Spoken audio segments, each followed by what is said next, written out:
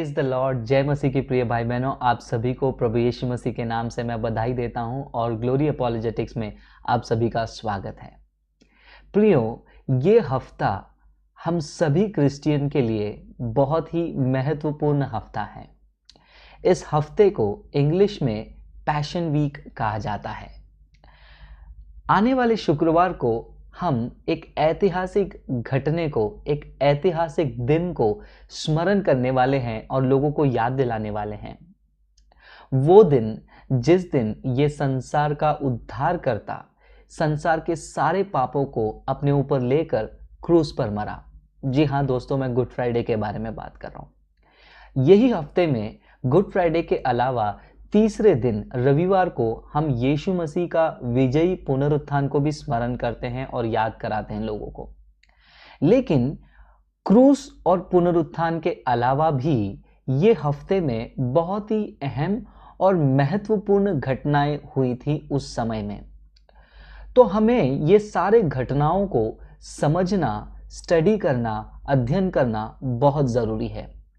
इसीलिए इस वीडियो में क्रूसिफिक्शन यानी कि क्रूस पर चढ़ाने वाले उस हफ्ते में क्या क्या हुई, वचन क्या क्या कहती हैं, ये सारे चीज़ों को मैं प्रस्तुत कर रहा हूँ और आशा करूँगा कि ये सारे वचनों को आप स्टडी करेंगे और लोगों के साथ बांटेंगे। तो चलिए, क्रूस पर चढ़ाने से पहले ये हफ्ते भर में यानी कि उस समय में, उस पैशन वीक में क्या क्या घटनाएं घटी और बाइबल में क्या क्या बातें लिखी हैं। पैशन वीक का सबसे पहला दिन रविवार के दिन एक इम्पॉर्टेंट और एक बहुत ही महत्वपूर्ण घटना से यह हफ्ता शुरू होती है। ट्रायम्फल एंट्री, ये चीज आप पढ़ सकते हो मत्ती के किताब में 21वां अध्याय में वचन 1 से लेकर 17, जहां पर हम देखते हैं यीशु मसीह गधे पे बैठकर यरूशलेम में वो एंट्री करते हैं, जहां पर लोग होसाना होसाना गीत गाते हैं, पाम ट्रीज के पत्तों को लेकर यीशु मसीह के सामने जमीन में फेंकते हैं और जय जयकार करते हुए उस मसीहा का स्वागत करते हैं। अगले दिन सोमवार के दिन हम ये देखते हैं मरकुस के किताब 11वां अध्याय वचन 12 से लेकर 14 में, जब यीशु मसीह बेतनी से लौट रहे थे तब उन्होंने रास्ते में भूख के कारण एक अंजीर के पेड़ के पास गए, लेकिन फल नहीं पाने के कारण उन्होंने उस अंजीर के पेड़ को श्रापित किया, ये दर्शाते हुए कि जो पेड़ फल नहीं लाएंगे न्याय के दिन उनका हाल यही होगा। उसके अलावा अगर आप अगले दिन की तरफ चलते हैं, मंगलवार के दिन, मंगलवार में दो बड़ी घटनाएं जो है वचन में हमको पढ़ने मिलता है। सुबह के समय में हम जब देखते हैं मत्ती की किताब 21वां अध्याय वचन 23 से कंटिन्यू करके पढ़ते हैं तो हमें पता चलता है कि जब यीशु मसीह भवन में थे उस समय में महायाजक और कुछ बड़े लोग यीशु मसीह को आकर सवाल पूछ रहे थे। उनके अधिकार के ऊपर सवाल उठाया जा रहा था कि तुम किसके अधिकार में ये सब करते हो, तुम्हें अधिकार कौन देता है। तो ये ट्यूसडे को, मंगलवार को होता है, जहां पर यीशु मसीह के अथॉरिटी को चैलेंज किया जाता है। उसी दिन दोपहर के बाद यीशु मसीह जो है ओलिवट पर्वत में यानी कि माउंट ओलिव पे रहकर बहुत ही महत्वपूर्ण बातें अपने चेलों को और अपने सुनने वालों को सिखाते हैं। ये हम पढ़ सकते हैं मत्ती की किताब 24वां अध्याय और 25वें अध्याय में।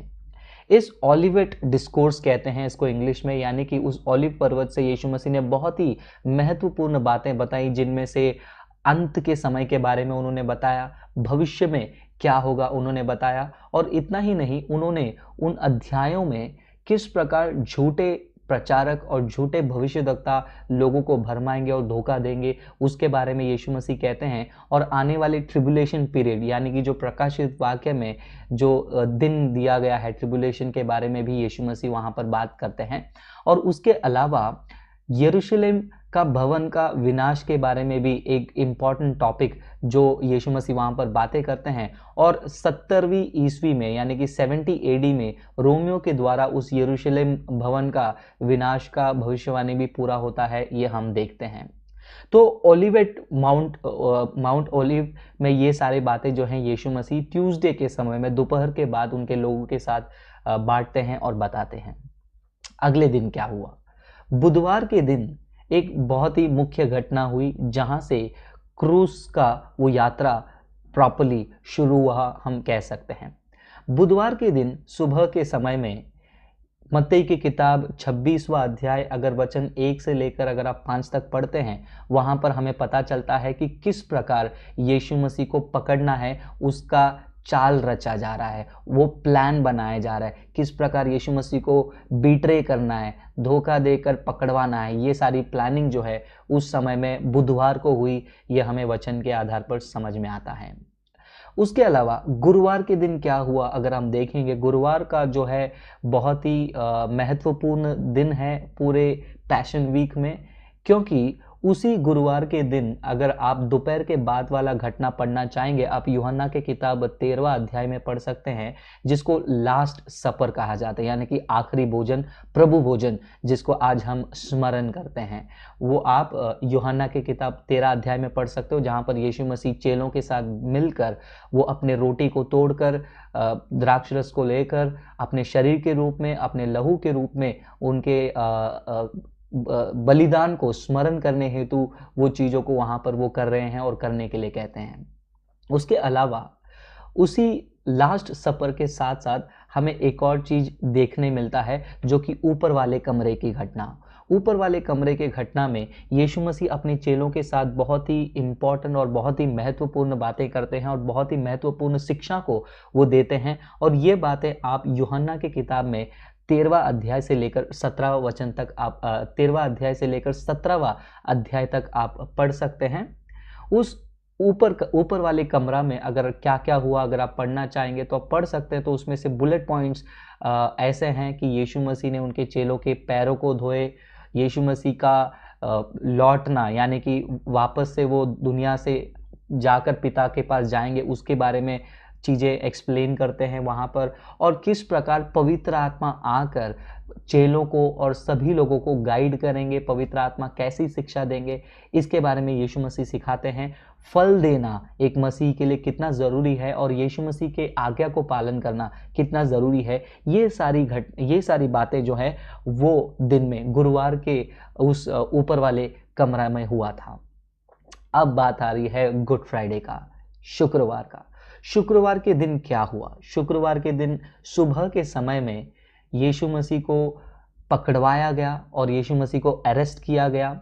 ये घटना आप पढ़ सकते हैं मत्ती की किताब 26वां अध्याय वचन 47 से लेकर 47 से लेकर 56-57 ये वचन तक आप पढ़ सकते हैं।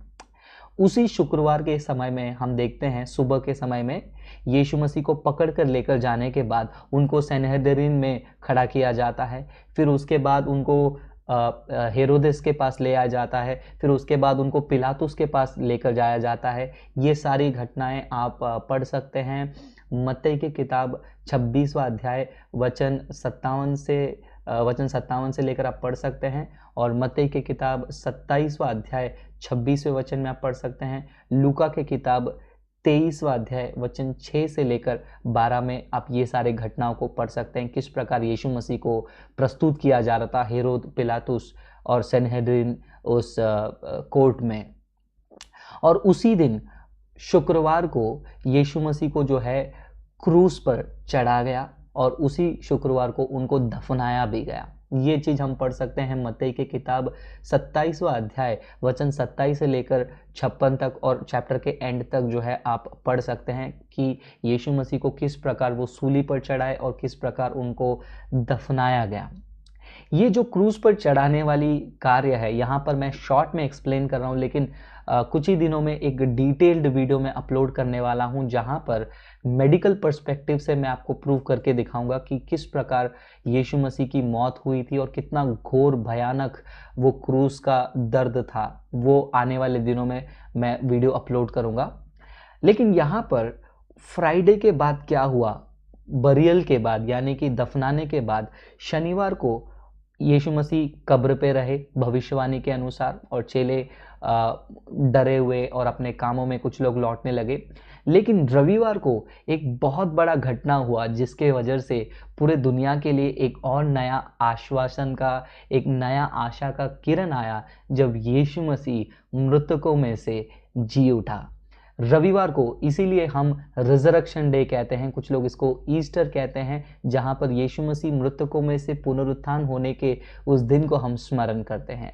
ये बातों को हम पढ़ सकते हैं मत्ती की किताब 28वां अध्याय में। इसके अलावा यीशु मसीह के पुनरुत्थान के साथ साथ यीशु मसीह कई बार अपने चेलों को दिखाई देना, उनसे बातें करना, उनके सवालों का जवाब देना, ये बातें हम लूका की किताब 24वां अध्याय वचन 13 से लेकर हम कंटिन्यू करके पढ़ सकते हैं आखिरी तक, और यूहन्ना की किताब 20वां अध्याय वचन 1 से लेकर 18 तक हम पढ़ सकते हैं। तो प्रिय भाई बहनों, आपने जिस प्रकार इस वीडियो में सुना और देखा, ये हफ्ता बहुत ही महत्वपूर्ण हफ्ता है। एक एक दिन को और एक एक दिन के घटनाओं को अगर आप स्टडी करेंगे, अध्ययन करेंगे, आपको बहुत ही गहरी चीज़ें समझ में आएंगी और आप उस क्रूस को और गौर से समझ सकते हैं और गहराई से समझ सकते हैं और मसीह के प्यार में और आगे बढ़ सकते हैं। तो एक बार फिर वीडियो समाप्त करने से पहले रविवार से रविवार तक क्या हुआ मैं आपको बताना चाहूँगा। रविवार को सबसे पहला ट्रायम्फल एंट्री यरूशलेम में होशाना गीतों के बीच उस यीशु मसीह का गधे के ऊपर बैठकर एंट्री होना मत्ती की किताब 21वां अध्याय में हम पढ़ सकते हैं। और अगले दिन सोमवार को यीशु मसीह का उस अंजीर के पेड़ को श्राप देना, यह हम पढ़ सकते हैं मरकुस की किताब 11वां अध्याय वचन 12 से। अगले दिन मंगलवार को ट्यूसडे को यीशु मसीह के अधिकार के ऊपर सवाल उठाया गया, यह हम पढ़ सकते हैं मत्ती की किताब 21वां अध्याय में 23वें वचन से हम पढ़ सकते हैं। और उसी दिन माउंट ऑलिव पे यीशु मसीह बहुत ही गहरी शिक्षाओं को लोगों को दे रहे थे, भविष्य के बारे में और एंड टाइम्स के बारे में, झूठे भविष्यद्वक्ता के बारे में, यरूशलेम का भवन विनाश होने के बारे में। और उसके अलावा हम बुधवार को क्या हुआ देखते हैं, ऑलिवेट डिस्कोर्स के बारे में जो कह रहा था वो आप मत्ती की किताब 24वां अध्याय 25वें अध्याय तक पढ़ सकते हैं। और वेडनेसडे को क्या हुआ हम देखेंगे कि किस प्रकार यीशु मसीह को पकड़वाने का चाल रचाया जा रहा था, मत्ती की किताब 26वां अध्याय में हम ये पढ़ सकते हैं। और गुरुवार के दिन लास्ट सपर प्रभु भोजन, और गुरुवार के दिन ऊपर वाले कमरा में यीशु मसीह का शिक्षा, पवित्र आत्मा के बारे में सुझाव, पवित्र आत्मा के बारे में बातें और फल लाने के बारे में शिक्षा, और यीशु मसीह के कमांडमेंट को फॉलो करने की बातें यीशु मसीह कहते हैं। ये हम यूहन्ना के किताब 13 अध्याय से लेकर 17वां अध्याय तक हम पढ़ सकते हैं। और फ्राइडे को, जो हम गुड फ्राइडे कहते हैं, किस प्रकार यीशु मसीह को पकड़वाया गया, किस प्रकार उन्हें फ्लॉगिंग की गई, उनके शरीरों को फाड़ा गया, कांटों का मुकुट लगाया गया और क्रूस पर खीले के द्वारा उनको खीले टोकर उनकी मौत करवाई, भाला लगाकर उनका साइड में मारकर उनके मौत को इंश्योर किया गया। और उसके बाद उसी फ्राइडे को उनके बॉडी को जो है कब्र में रखा गया। ये सारी चीज़ें हम मत्ती की किताब 26वां अध्याय में, लूका की किताब 23वां अध्याय में, मत्ती की किताब 27वां अध्याय में भी ये सारे बातें हम पढ़ सकते हैं। और उसके अलावा शनिवार को यीशु मसीह कब्र में थे और रविवार को पुनरुत्थान, और पुनरुत्थान के बाद बहुत सारे लोगों को दिखाई देना। ये सारी चीज़ें आप मत्ती 28, लूका 24वां अध्याय, यूहन्ना 20वां अध्याय में हम पढ़ सकते हैं। आशा करता हूँ ये पैशन वीक को आप समझ पाए हैं, और यदि आप समझ नहीं पाए हैं तो कृपा करके ये वीडियो को फिर से एक बार देखिए, ये वचनों को खुद स्टडी कीजिए ताकि प्रभु आपको और उनके करीब ला सके।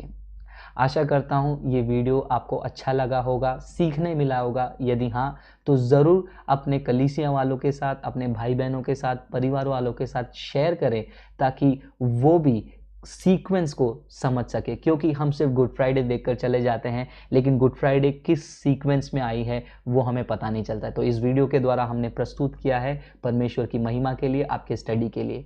ज़्यादा से ज़्यादा शेयर कीजिए। यदि आपने अभी तक हमारे चैनल को सब्सक्राइब नहीं किया है ज़रूर कर लीजिएगा। बहुत सारे वीडियो आएंगे ताकि हम परमेश्वर के वचन को गहराई से समझ सकें। Thank you. God bless you. प्रभु आप सभी को आशीष करे।